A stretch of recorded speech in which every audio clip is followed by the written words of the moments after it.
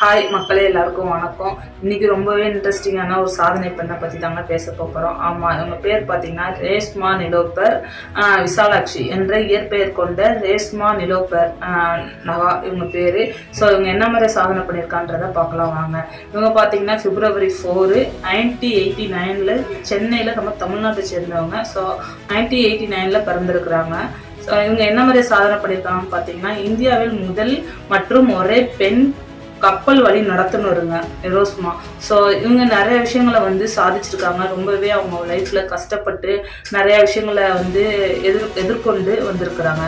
So அவங்கள பத்தி தெரிஞ்சுக்கலாம் வாங்க. இவங்க பார்த்தீங்கன்னா 2018ஆம் ஆண்டுல பார்த்தீங்கன்னா நதிநீர் மாலுமியாக தகுதி பெற்றவர் இவர்.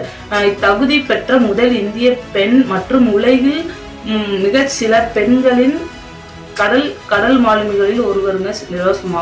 ஸோ முன்னாள் இந்திய குடியரசுத் தலைவர் இருக்காங்களா ராம்நாத் கோவிந்த். ஸோ அவங்கள்ட்ட இருந்து 2019 பார்த்தீங்கன்னா நாரி சக்தி புரஸ்கார் விருது பெற்றிருக்கிறாங்க நிரோஷ்மா. ஸோ இது சாதாரண விஷயம்லாம் இல்லைங்க, எவ்வளோ பெரிய விஷயங்கள்லாம் நிரோஷ்மா சாதனை பண்ணியிருக்காங்க பார்த்தீங்களா.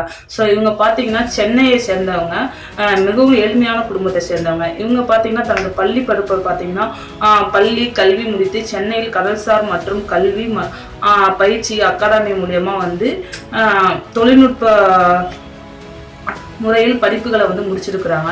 ஸோ பின்னர் பயணிகள் கப்பல் மற்றும் கல்கத்தா கப்பல் இரண்டிலுமே உலகம் முழுவதும் பயணம் செஞ்சுருக்காங்க நிரோஷ்மா.